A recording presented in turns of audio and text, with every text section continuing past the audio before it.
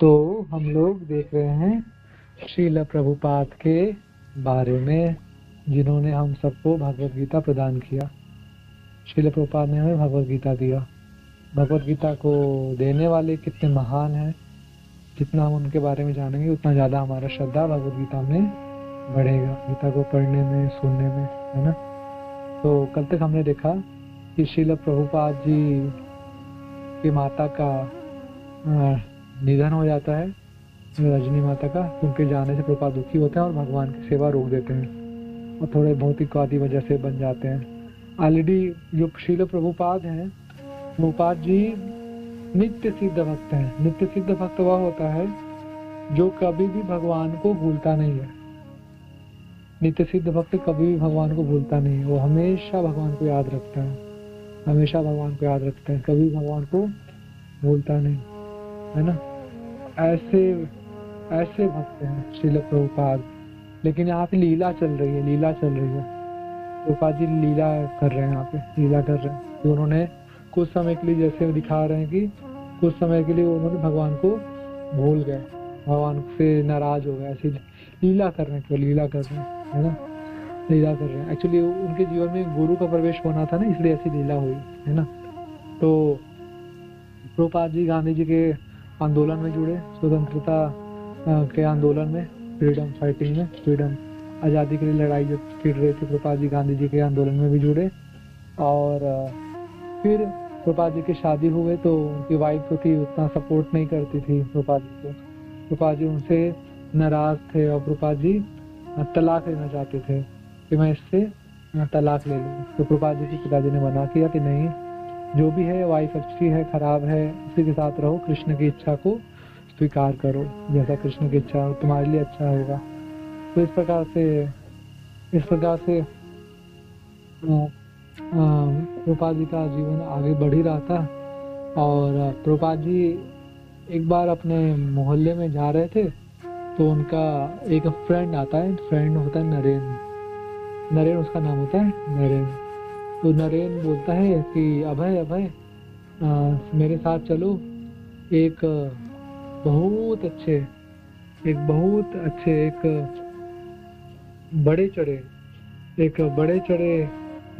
सन्यासी आए हुए हैं, और वो सन्यासी से हम आपको मिलाते हैं।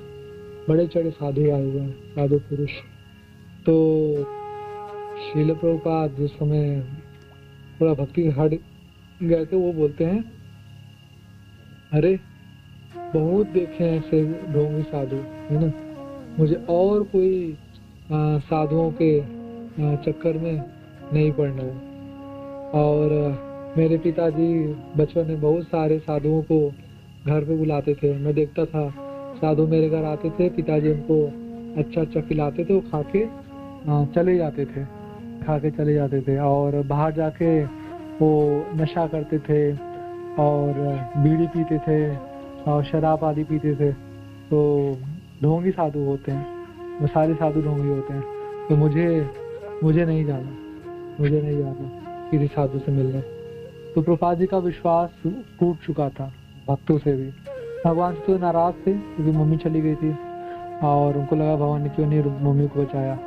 और दूसरा, साधुओं को बचपन से थोड़ा नशा करते हुए देखा था। साधु आते, घर पे खाना खाते, भोजन करते और दान मिलता तो दान के पैसे से बाहर जाके नशा करते थे।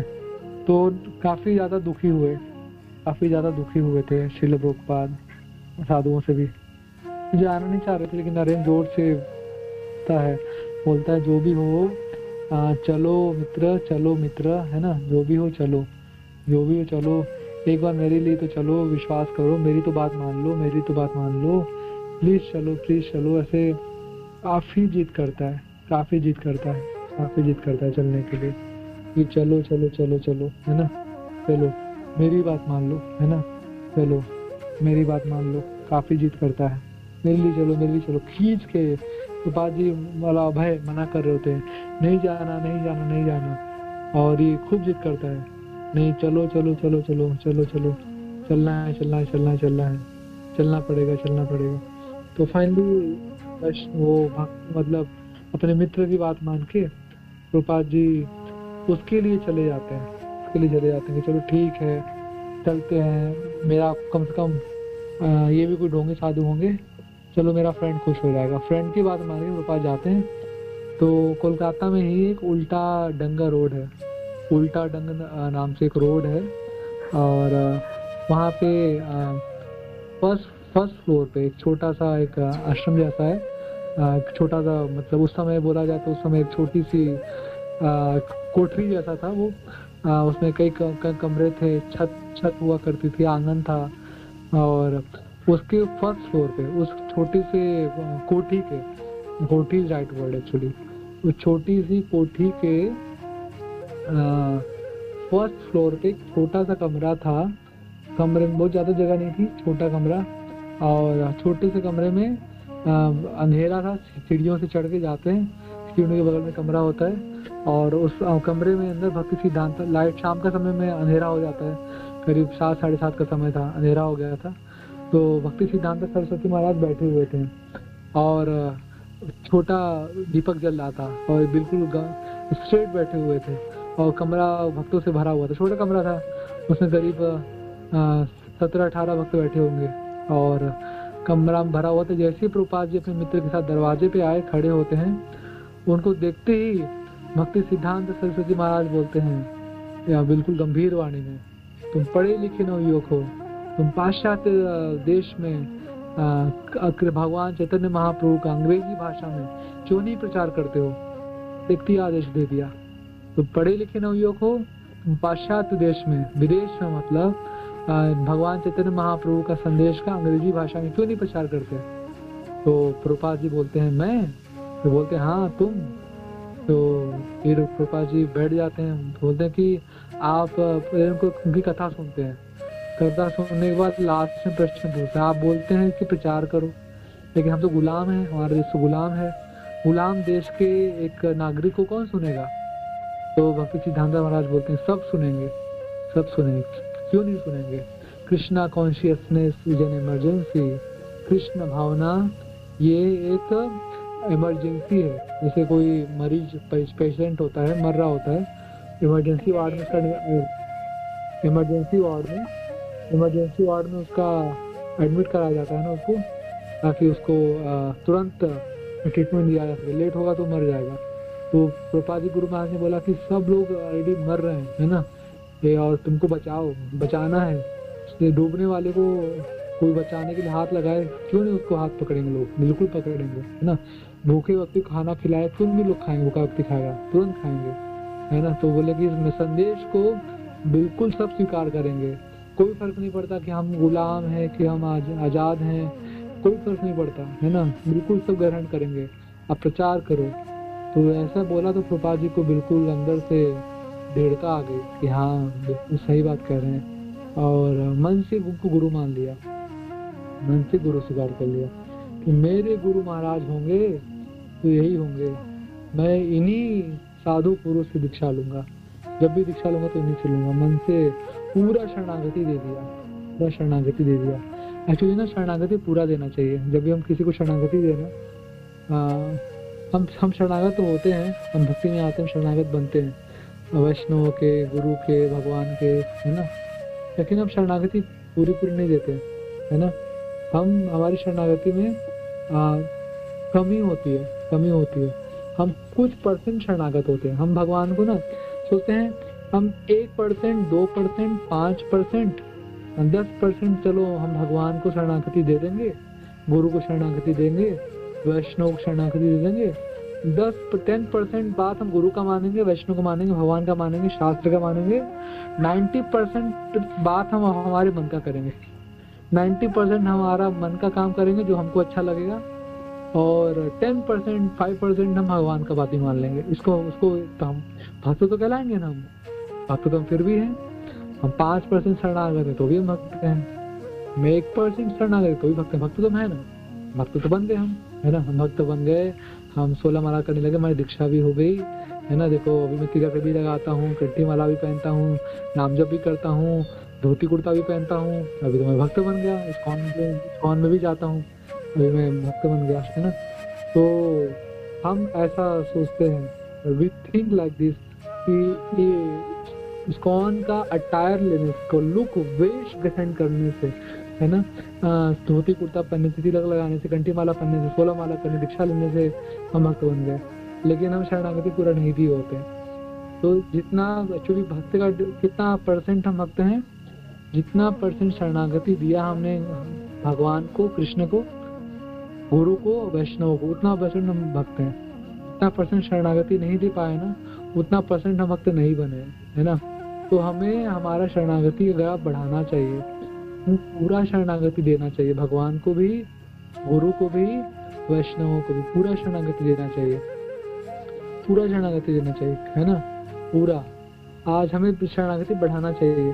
जब भक्ति में नए नए आए तो हमारी शरणागति 10% था, तो अभी भक्ति में आए 1 साल हो गया, हमारी शरणागति बढ़ के 20% होना चाहिए, और हम बढ़ गए भक्ति में आगे, हमारी शरणागति बढ़ के 30% होना चाहिए, और बढ़ के दीक्षा होने वाली तो 50% शरणागति।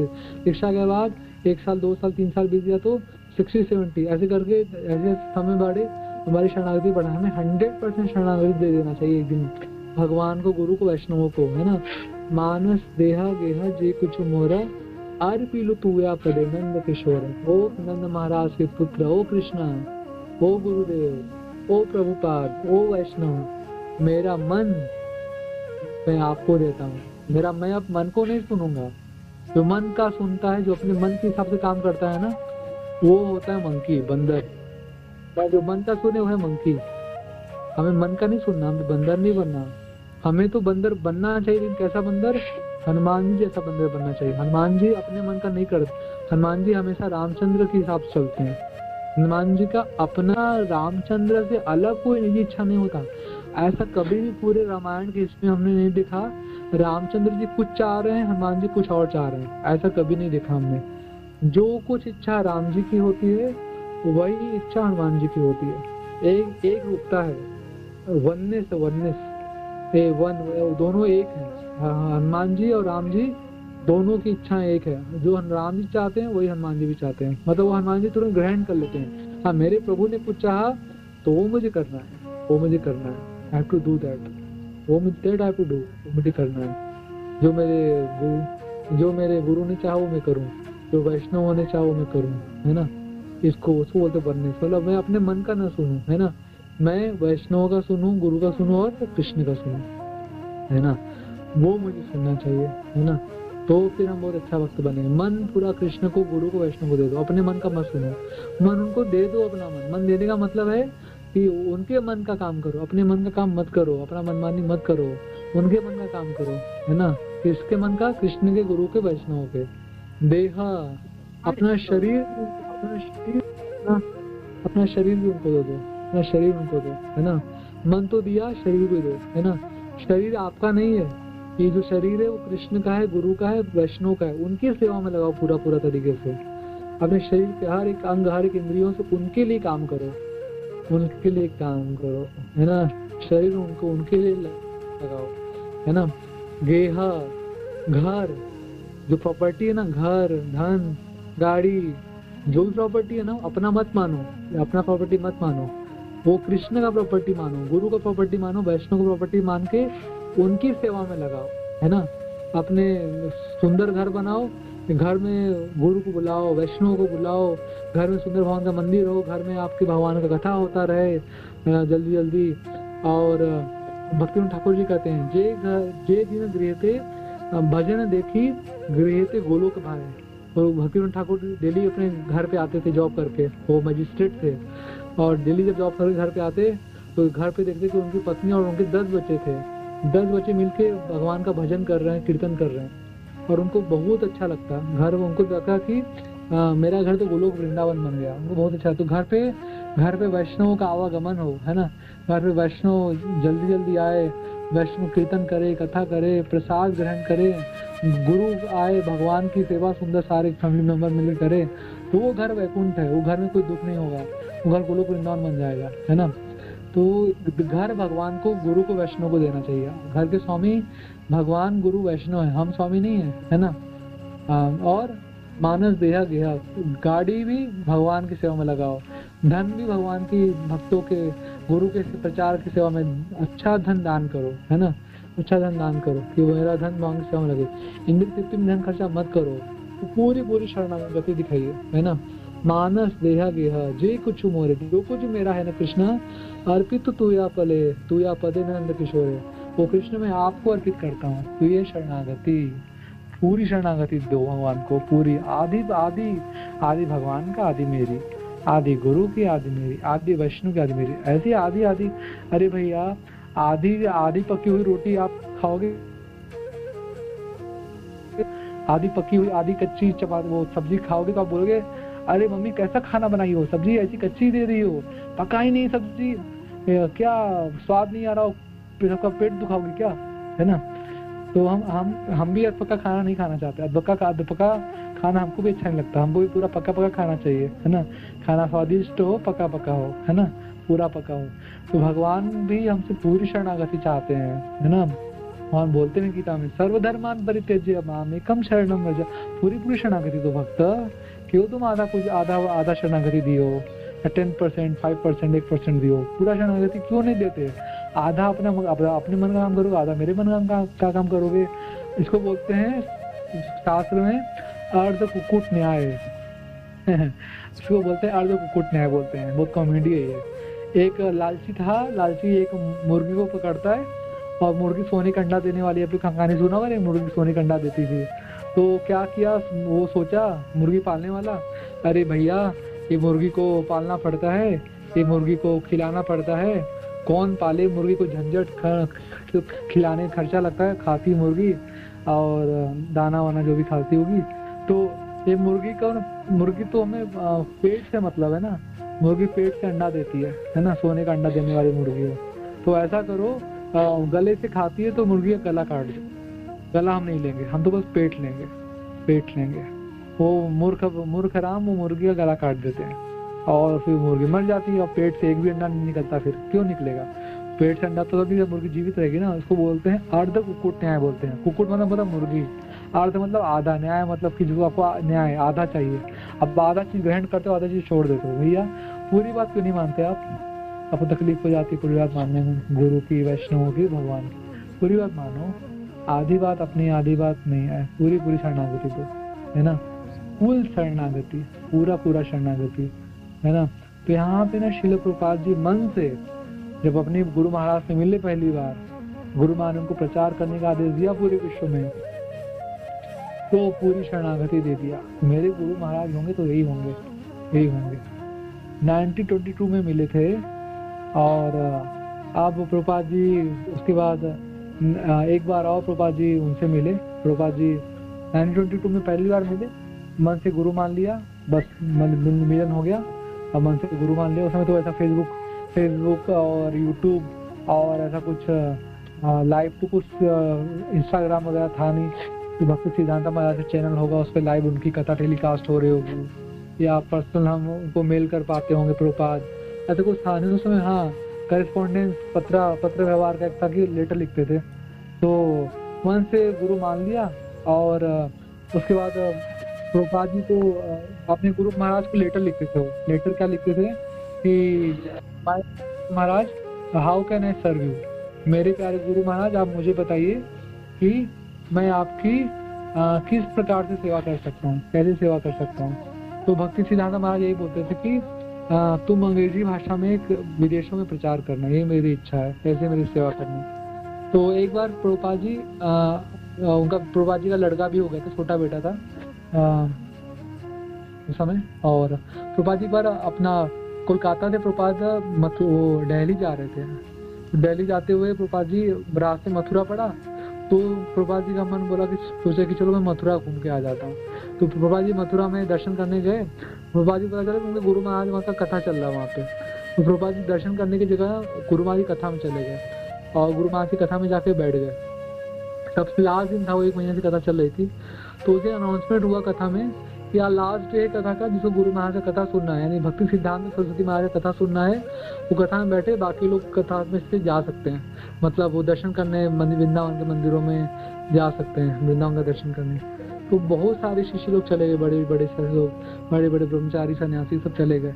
कुछ ही गिने चुने 4-5 लोग बैठे थे आगे और प्रभुपाद जी उनमें से एक थे। तो वो लोग शाम ही घूम के आए। तो भक्ति सिद्धांत हमारा बहुत डांटे उन लोग को कि नालायको, तुम लोग को लगता है कि तुम लोग आंखों से भगवान का दर्शन करोगे, आंखों से भगवान का दर्शन नहीं होता है। तुमको लगता है कि मंदिरों में जाके और जंगल में झाड़ी में वृंदावन के तुम भगवान को पालोगे, ऐसे दर्शन कभी नहीं कर पाओगे। तुम्हें सुनना चाहिए मुझे। तुम गुरु से जब सुनोगे ना, तो गुरु से सुन के, गुरु के मुख से तुमको भगवान के दर्शन होंगे। कानों से, तुम्हारे कानों से कृष्ण तुम्हारे हृदय में जाएंगे। कानों से कथा सुनोगे तो कृष्ण हृदय में जाएंगे, है ना। ऐसे आंखों से कृष्ण का दर्शन नहीं कर सकते, खूब डांटते हैं, है ना। प्रभुपाद जी को देखते तो बहुत खुश होते हैं कि ये देखो नया नया लड़का जुड़ा है और ये आगे आके बैठा है और कथा सुना। ये भी चाहता था एक दिन वृंदावन आया था तो दर्शन करने जा, लेकिन दर्शन करने नहीं गए, कथा सुन रहा है बैठ के, तो बहुत खुश हुए।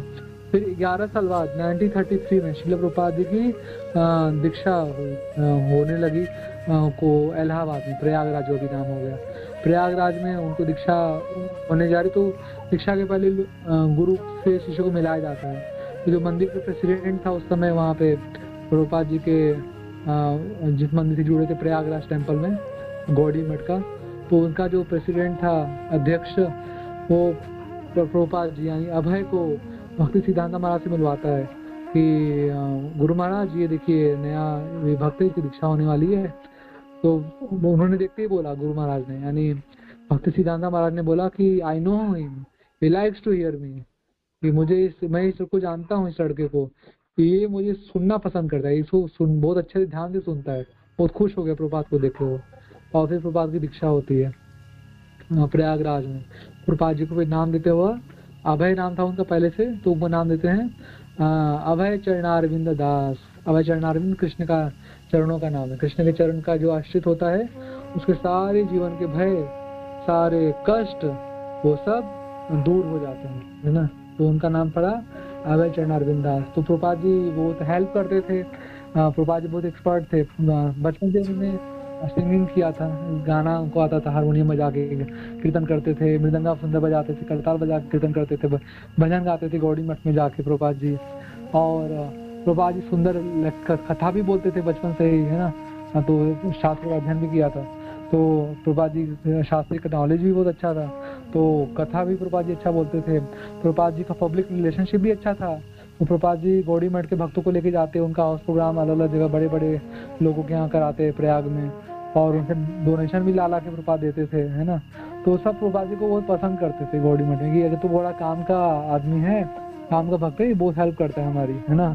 और इन सब में ना प्रभुपाद जी कभी कभी अपने घरों में भी इनवाइट करते थे गौड़ी मठ के भक्तों को, हमारे घर पे आइए, घर पे प्रोग्राम करिए, कथा कीर्तन करिए। सन्यासी लोग को लेके जाते थे घर पे अपने प्रभुपाद। और प्रभुपाद जी अपने घर में कथा कराते, आस पास के लोगों को बुलाते और अपनी पत्नी को बोलते कि आज हम इन लोग को लेके आ रहा हूँ, इसमें 4-5 भक्त आएंगे, आप प्रसाद बनाना, थोड़ा आगे कथा सुनो, बच्चों को लाओ। उनकी पत्नी बिल्कुल इंटरेस्ट दिखाती नहीं थी, उसका नाम राधा था।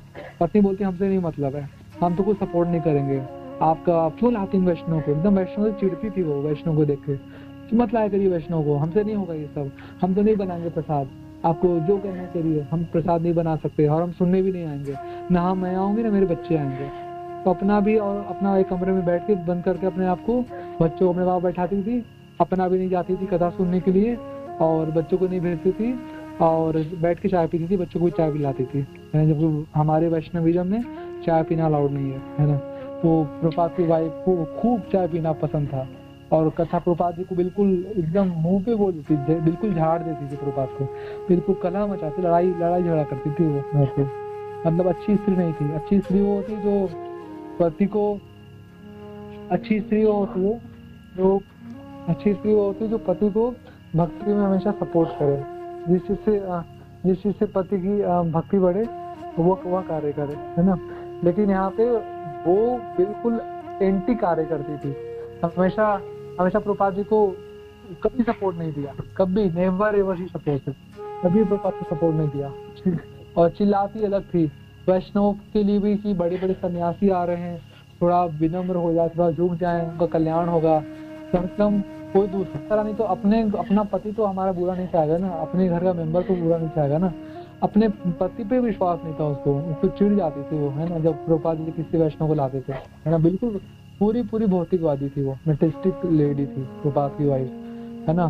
खुद भक्ति में आई नहीं और सोचो प्रभुपाद की प्योर डिवोटी, उनकी वाइफ को वो भक्त नहीं बना पाए प्रभुपाद जी, क्योंकि वो इतना जिद्दी थी ना, इतना जिद्दी थी, इतना चिड़चिड़ मचाती थी, घर पे कलह मचाती रहती थी, बच्चों को भक्त नहीं बनने दिया, है ना।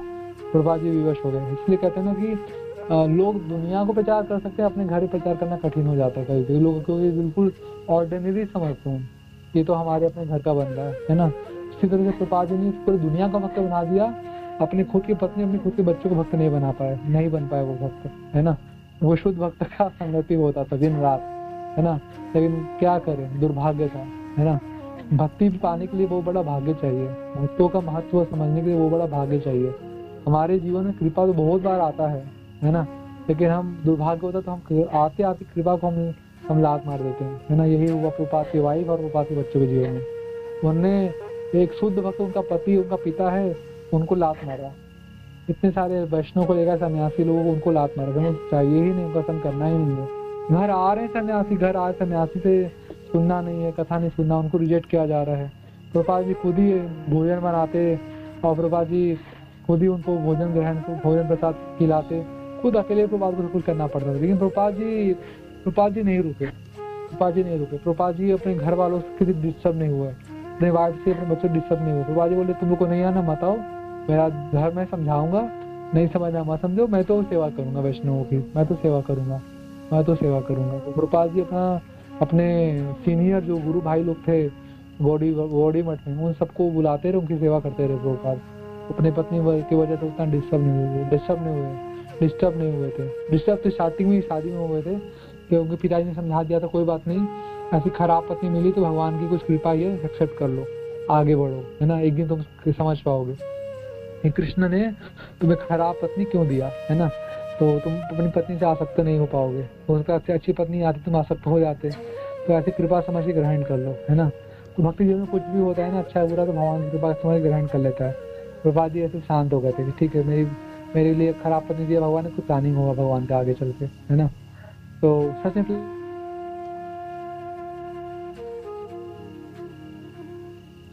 अगर होती तो शायद प्रभुपाद जी कभी दुखी होके घर न छोड़ते, संन्यास न लेते, और तो प्रभुपाद जी पूरी दुनिया को कैसे भक्त बना पाते। प्रभुपाद जी एक ही जगह प्रचार कर रहे होते, है ना। तो एक बार प्रभुपाद जी बता रहे थे अपने भक्त लोगों से कि किस प्रकार से मेरी पत्नी ने मेरा साथ कभी नहीं दिया, मैं बहुत दुखी था अपनी पत्नी से, उसकी वजह से मुझे संन्यास लेने मजबूर होना पड़ा। तो रो रहा था उसका प्रभुपाद जी का शिष्य। तो बोलते हैं प्रभुपाद, अरे मेरी पत्नी दुष्ट थी, मेरी पत्नी ने मेरा साथ नहीं दिया, मेरी पत्नी की वजह मुझे घर छोड़ना पड़ा, तुम क्यों रोते हो। तो बोलते प्रभुपाद जी, शिष्य बोलता प्रभुपाद मैं आपकी पत्नी के लिए रो रहा हूँ कि उनका कितना बड़ा धन्यवाद है कि उन्होंने आपको अपने प्रेम के जाल में उलझाया नहीं, है ना। अगर आपको उलझा दिया होता प्रेम के जाल में तो आज हम लोग को न मिलते, तो आज उनका आपकी पत्नी की कृपा से आज आप हम लोग को मिल पाए। इसलिए मैं आपकी पत्नी के लिए रो रहा हूँ क्योंकि उनका बहुत बहुत धन्यवाद है हमारे जीवन में। वो भी बहुत सुंदर भावना दिखाया उस भक्त ने, है ना। सच में अगर प्रभुपाद जी की पत्नी बहुत सपोर्टिव हो जाती ना, तो शायद प्रभुपाद जी पूरा दुनिया में प्रचार न कर पाते, अपनी पत्नी से आसक्त भी हो सकते थे प्रभुपाद, है ना। तो जो भी होता है भगवान की कृपा होती है। और सारी मिलता है कि पहले तो अपनी भक्ति के कार्यों के लिए जो भी घर का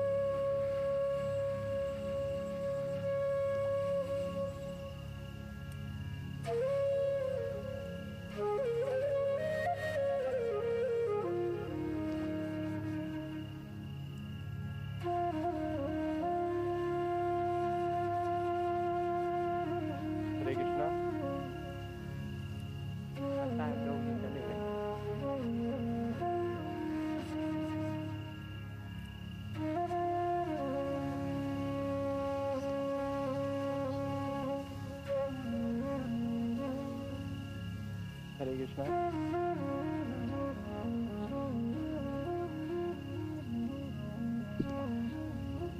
हरे कृष्णा।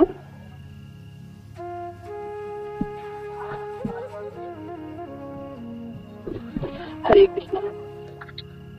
हरे कृष्णा। माता जी, लगता है कोई नेटवर्क प्रॉब्लम है प्रभु जी की तरफ से, या फिर प्रभु जी किसी काम में एंगेज हो गए होंगे, ठीक ठीक ठीक। है ना। आप सब लोग प्लीज थोड़ी देर वेट कीजिए। प्रभु जी लीव कर गए हैं। हरे कृष्णा। हरे कृष्णा। गाड़ी कहाँ है? लीव है।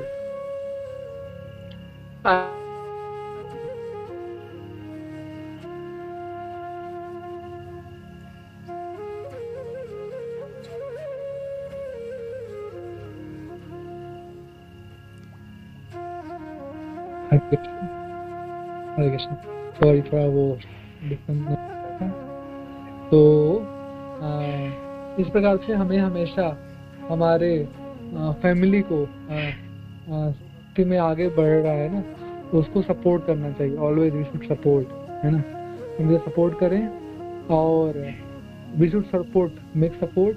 और घर को हमेशा, और अपने मन को और अपने शरीर को और भगवान के, गुरु के, वैष्णव के पूरा पूरा समर्पित करें। आधा आधा नहीं, पूरा पूरा। और घर पे हमेशा मौका ढूंढे कि when we invite one Vaishnava, कब मैं एक वैष्णव को बुलाऊं, कब कब when should I invite Vaishnava, when should I invite one Vaishnava, कब एक वैष्णव हमारे घर में आए, है ना। और गुरु आए, सन्यासी आए, व्हेन कब आए, कब आए, कब आए, है ना। मौका ढूंढे, मौका ढूंढे, मौका। और जब आए ना, तो पहले तो बार बार बुलाइए, खुद से आगे आगे बुलाइए। प्रभुपाद बुलाते थे, वैष्णव लोग आइए हमारे घर पे, आइए हमारे घर पवित्र करिए, हमें कथा सुनाइए, कीर्तन सुनाइए। तो बुलाएं, खुद बुलाए और उनको उत्साह से उनका स्वागत करें, और उनको उनसे कथा सुने, उनके इससे कीर्तन सुने, उनको अच्छा अच्छा प्रसाद खिलाए, है ना।